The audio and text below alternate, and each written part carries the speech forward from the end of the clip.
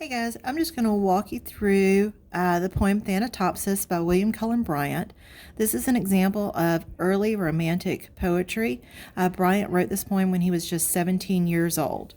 So to start off with, we have to look at the title. The title Thanatopsis is formed from two Greek words, thanatos, meaning death, and opsis, meaning vision. So it's literally a vision of death. Sounds kind of gloomy, doesn't it? Okay. When we look at the poem itself, okay, we're just going to start with the first lines. To him who in the love of nature holds communion with her visible forms, she speaks a various language. So if we take these lines right here, she is nature, okay, think like Mother Nature, and think, who does nature speak to? Okay, nature speaks to the person who loves her. So we have our note out to the side that nature speaks to the man who loves her. This whole first section right here, this is all speaker one. Okay, think like a narrator. Okay, so what does nature say to the man who loves her? Man being universal. For his gayer hours, she has a voice of gladness and a smile and eloquence of beauty. And she glides into his darker musings with a mild and healing sympathy that steals away their sharpness ere he is aware. Okay, so gayer hours, she speaks to him when he's happy. Darker musings, she speaks to him when he's sad. When thoughts of the last bitter hour come like a blight over thy spirit, and sad images of the stern agony and shroud and pall and breathless darkness and the narrow house make thee to shudder and grow sick at heart, go forth under the open sky and list to nature's teachings, while from all round, earth and her waters and the depths of air, comes a still voice. All right, so we had happy here, we had sad here.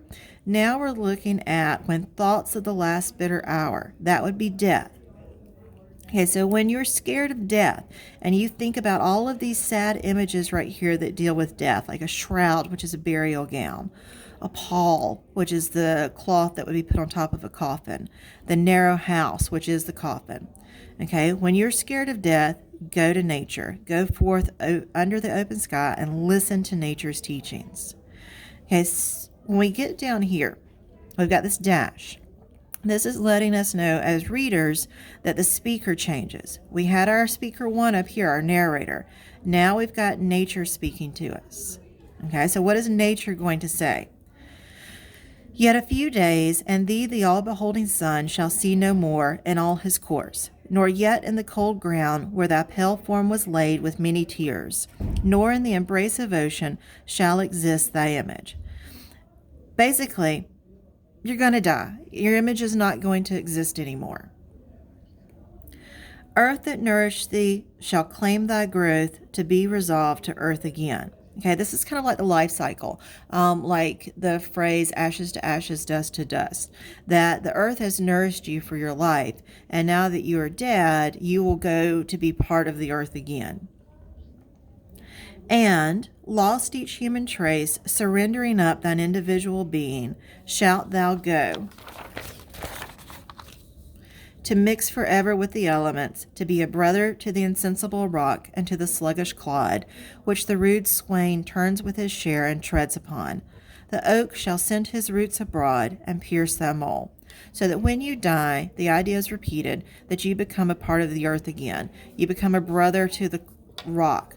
The oak tree is going to send his roots out and they will pierce your decaying body. All right, still nature speaking. Yet not to thine eternal resting place shalt thou retire alone, nor couldst thou wish couch more magnificent.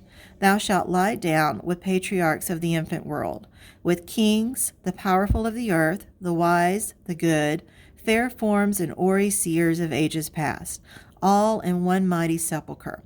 So one of the fears that people have is that when they die, they will be alone. And our speaker nature here says, no, you're not going to be alone. You're going to be buried with all of those of the past, all of the past kings, the powerful of the earth, the wise, the good, all the people who have died before you. You'll all be in one mighty sepulchre. A sepulchre is another word for a tomb.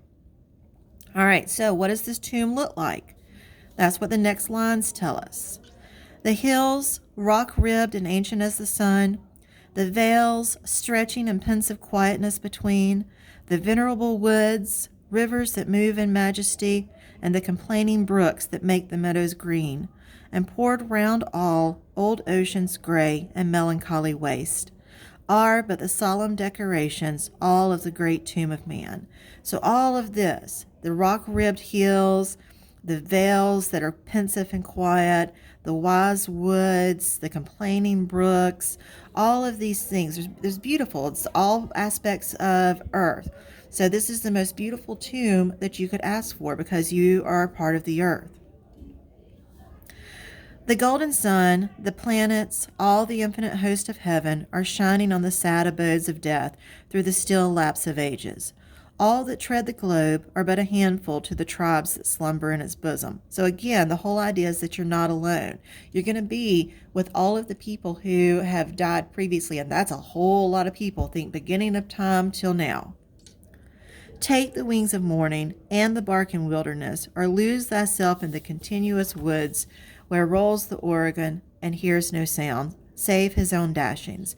Yet the dead are there, and millions in those solitudes since first the flight of years began have laid them down in their last sleep.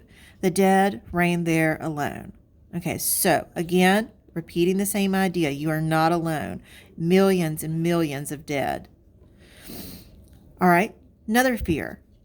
So shalt thou rest, and what if thou withdraw in silence from the living, and no friend take note of thy departure?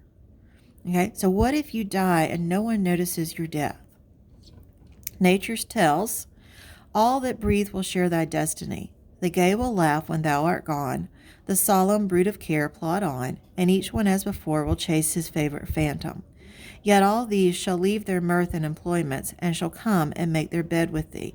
Everybody dies, okay? Even if no one notices your death, all of the people who didn't notice it are going to die at some point. Now, we've got this idea here that's being repeated. We've got rest, we've got bed. Before, he mentioned couch. So you've got this whole idea of restfulness that's starting to be repeated. The youth in life's green spring, as the long train of ages glides away, the sons of men, the youth in life's green fresh spring, and he who goes in the full strength of years, matron and maid, the speechless babe, and the gray-headed man, shall one by one be gathered to thy side by those who in their turn shall follow them. So death isn't picky. Death comes for everybody. It comes for the sons of men. It comes for youth. It comes for people who are adults. It comes for married women and unmarried women. It comes for babes. It comes for the old, one by one. All right, now, we've got a break here, okay? We're going back to our narrator. Okay, so nature is no longer speaking. So what advice does the narrator have for us? He says, so live. These two words right here give us the idea of the Latin phrase carpe diem, which literally means seize the day. It's the idea that you live for today and make the best of today.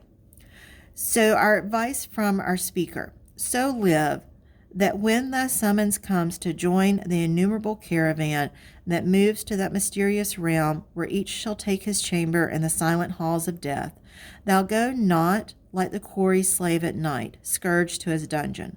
So the idea is we live now, we enjoy life now, so that when it is time to die, we don't approach it as a punishment. Instead, we've got this but here, okay, we should approach it sustained and soothed by an unfaltering trust. Approach thy grave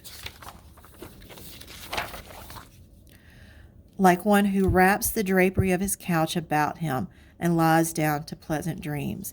Okay, so it's repeating that idea of rest. Instead of approaching death like it's a punishment, live your life now so that you approach it like it's simply lying down to pleasant dreams, like a pleasant sleep. All right, so those are my annotations for Thanatopsis by William Cullen Bryant. You're going to work on the questions that come after the poem. Okay, and so you've got some words to define here and some basic questions about the poem itself. When you get over here to questions 20 through 22, the questions turn more into discussion type poems. Okay, if you read them, some of the terminology will be defined within the questions. Good luck, and let me know if you have any questions about anything I've said.